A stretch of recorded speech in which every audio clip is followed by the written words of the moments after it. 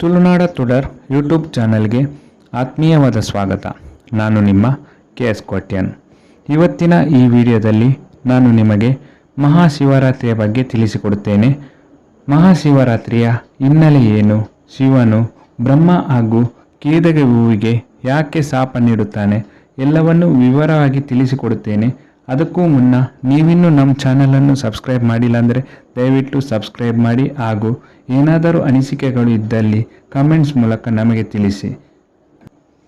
ಮಹಾಶಿವರಾತ್ರಿ ವಿಶೇಷವಾದ ದಿನ ಏಕೆಂದರೆ ಈ ದಿನ ಶಿವ ಪಾರ್ವತಿ ದೇವಿಯನ್ನು ವರಿಸಿರುವ ದಿನ ಎಂದು ಪುರಾಣ ತಿಳಿಸುತ್ತದೆ. ಪುರಾಣದಲ್ಲಿ ತಿಳಿಸಿರುವ ಇನ್ನೊಂದು ಕಥೆಯ ಪ್ರಕಾರ ಶಿವನು ಮೊದಲ ಬಾರಿಗೆ ಲಿಂಗ ರೂಪವನ್ನು ಧರಿಸಿರುವ ದಿನವಾಗಿದೆ. ಬ್ರಹ್ಮ ಹಾಗೂ ಮಹಾವಿಷ್ಣು ಸೃಷ್ಟಿಯಲ್ಲಿ ತಾವೇ ಶ್ರೇಷ್ಠರೆಂದು ಜಗಳವಾಡುತ್ತಿರುವಾಗ ಇದು ವಿನಾಶದ ಮುನ್ಸೂಚನೆಯೆಂದು ಅರಿತ ದೇವತೆಗಳು ಶಿವನ ಬಳಿ ಬೇಡಿಕೊಳ್ಳುತ್ತಾರೆ. ಶಿವನ ಬಳಿ ಈ ರೀತಿ ಬೇಡಿಕೊಂಡಾಗ ಬ್ರಹ್ಮ ಹಾಗೂ ವಿಷ್ಣುವಿನ ನಡುವೆ ಬೆಂಕಿಯ ಜ್ವಾಲೆಯಿಂದ ಕೂಡಿದ ಬಂಗಾರದ ವರ್ಣದ ಲಿಂಗದ ರೂಪವನ್ನು ಶಿವನು ಧರಿಸುತ್ತಾನೆ.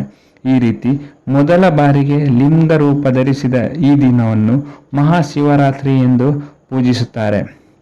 ಮೇಲೆ ಆಕಾಶದವರೆಗೂ ಕೆಳಗೆ ಪಾತಾಳದವರೆಗೂ ಹಬ್ಬಿಕೊಂಡಿದ್ದ ಈ ಲಿಂಗದ ಆದಿ ಅಂತ್ಯವನ್ನು ಮೊದಲು ಯಾರು ಕಂಡುಹಿಡಿತಾರೋ ಅವರೇ ಶ್ರೇಷ್ಠರೆಂದು ಶಿವನು ಹೇಳಿದಾಗ ಬ್ರಹ್ಮನು ಹಂಸದ ರೂಪದಲ್ಲಿ ಆಕಾಶದ ಕಡೆಗೂ, ವಿಷ್ಣು ವರಹ ರೂಪ ಧರಿಸಿ ಪಾತಾಳದ ಕಡೆಗೂ ಆದಿ ಅಂತ್ಯವನ್ನು ಹುಡುಕುತ್ತಾ ಹೊರಟರು. ಎಷ್ಟೋ ವರ್ಷಗಳು ಕಳೆದರೂ ಆದಿ ಅಂತ್ಯವನ್ನು ಇವರಿಗೆ ಕಂಡುಹಿಡಿಯಲು ಸಾಧ್ಯವಾಗಲಿಲ್ಲ. ಸೋಲೊಪ್ಪಿಕೊಳ್ಳಲು ತಯಾರಿಲ್ಲದ ಬ್ರಹ್ಮನು ಗಾಳಿಯಲ್ಲಿ ತೇಲುತ್ತಾ ಬರುತ್ತಿದ್ದ ಕೇದಗೆ ಪುಷ್ಪವನ್ನು ನೀನು ಎಲ್ಲಿಂದ ಬರುತ್ತಿರುವುದಾಗಿ ವಿಚಾರಿಸಿದಾಗ ತಾನು ಲಿಂಗದ ತುದಿಯಿಂದ ಬಿದ್ದಿರುವುದಾಗಿ ಕೇದಗೆ ಪುಷ್ಪ ತಿಳಿಸುತ್ತದೆ. ಆ ಹೂವನ್ನು ಹಿಡಿದುಕೊಂಡು ಹೋಗಿ ತಾನು ಲಿಂಗದ ತುದಿಯಿಂದ ತಂದಿರುವ ಪುಷ್ಪವೆಂದು ಹೇಳುತ್ತಾನೆ. ಕೇದಗೆ ಪುಷ್ಪ ಕೂಡ ಬ್ರಹ್ಮನನ್ನು ಬೆಂಬಲಿಸಿದಾಗ ಕೋಪಗೊಂಡ ಶಿವನು ಇನ್ನು ಮುಂದೆ ಬ್ರಹ್ಮನನ್ನು ಯಾರು ಕೂಡ ಪೂಜಿಸಬಾರದೆಂದು, ಅದೇ ರೀತಿ ಕೇದಗೆ ಹೂವನ್ನು ಯಾವುದೇ ಪೂಜೆಯಲ್ಲೂ ಉಪಯೋಗಿಸಬಾರದೆಂದು ಶಾಪ ನೀಡುತ್ತಾನೆ.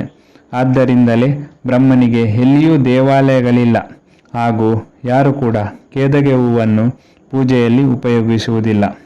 ಇನ್ನಷ್ಟು ರೋಚಕ ಕಥೆಗಳನ್ನು ಮುಂದಿನ ವಿಡಿಯೋದಲ್ಲಿ ನಾನು ನಿಮಗೆ ತಿಳಿಸುತ್ತೇನೆ.